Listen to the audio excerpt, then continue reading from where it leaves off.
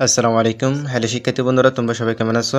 এই পর্ব আলোচনা করব ক্লাস 4 ইংরেজি বইয়ের পেজ নাম্বার 15। পেজ নাম্বার 15 লেখা আছে, দেখো ইউনিট 7। ইউনিট মানে অধ্যায়, 7 মানে 7, অধ্যায় 7। এরপর লেখা আছে লেসনস 3-4। লেসনস মানে পাঠসমূহ, 3-4 মানে 3 থেকে 4 পর্যন্ত, পার্ট 3 থেকে 4 পর্যন্ত। এখানে লেখা আছে, দেখো নাম্বারস অ্যান্ড সাউন্ড প্র্যাকটিস 2। এই অধ্যায়টির নাম হচ্ছে নাম্বারস অ্যান্ড সাউন্ড প্র্যাকটিস 2। এখানে এত বলতেছে, দেখো look, listen and say. Look মানে দেখো বা তাকাও, লিসেন মানে শুনো, অ্যান্ড মানে এবং, সে মানে বলো। লুক, লিসেন অ্যান্ড সে, দেখো, শুনো এবং বলো। আমাদেরকে এগুলোর দিকে তাকাতে বলেছে, এরপর শুনতে বলতেছে এবং এরপর বলতে বলেছে।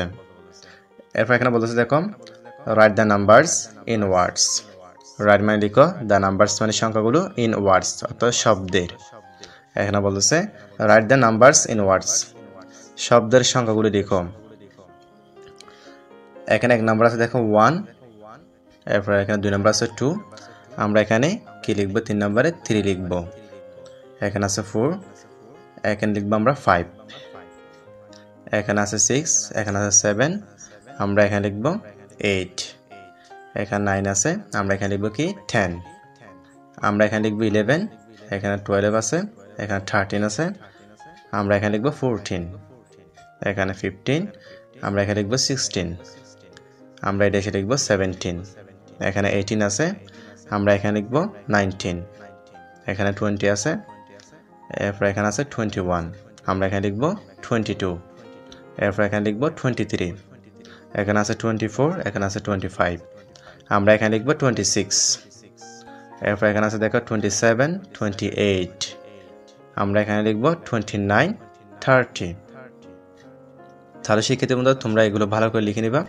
এরপর এখানে বিতে বলতেছে লুক, লিসেন অ্যান্ড সে, দেখো, শুনো এবং বলো। এখানে বলতেছে, দেখো জেড ইজ ফর জু, অর্থাৎ জেড তে জু। এরপর এখানে বলতেছে জেড ইজ ফর জেব্রা, এইগুলো হচ্ছে জেড সাউন্ড। এখানে যে 3টি জেড আছে, এই 3টি হচ্ছে জেড সাউন্ড। এরপর এখানে বলতেছে জে ইজ ফর জিপ, অর্থাৎ জেতে জিপ। এরপর এখানে আছে জে ইজ ফর জাম্প। এখানে দেখো এই 3টা হচ্ছে কি জে সাউন্ড।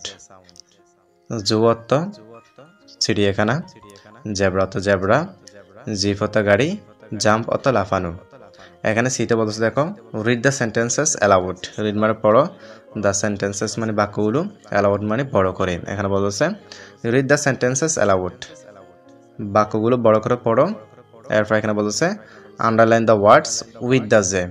আন্ডারলাইন মানে আন্ডারলাইন করো, দ্য ওয়ার্ডস শব্দগুলো বা শব্দটি, উইথ সাথে, দ্য জে যেটি, সাউন্ড সাউন্ড মানে ধ্বনি, দ্য জে সাউন্ড অর্থাৎ জে সাউন্ডটি অর্থাৎ জে ধ্বনিটি। এখানে বলতেছে underline the words with the J sound, J সাউন্ডটি কি করো? আন্ডারলাইন করো। এরপর এখানে বলতেছে সার্কেল দ্য ওয়ার্ডস, সার্কেল মানে বৃত্ত করো, দ্য ওয়ার্ডস মানে শব্দটি, উইথ মানে সাথে, দ্য জেড সাউন্ড অর্থাৎ জেড ধ্বনিটি। এখানে বলতেছে circle the words with the Z sound, Z সাউন্ডটি কি করো? বৃত্ত করো। জে সাউন্ড হলে আমরা আন্ডারলাইন করব এবং জেড সাউন্ড হলে আমরা কি করব? বৃত্ত করব। এখানে আছে, দেখো jump into the zip and go to the zoo, bus says the bee, let's go and see the zebra at the zoo। এখানে যেহেতু জাম্প আছে, এই জাম্পটা আমরা কি করব?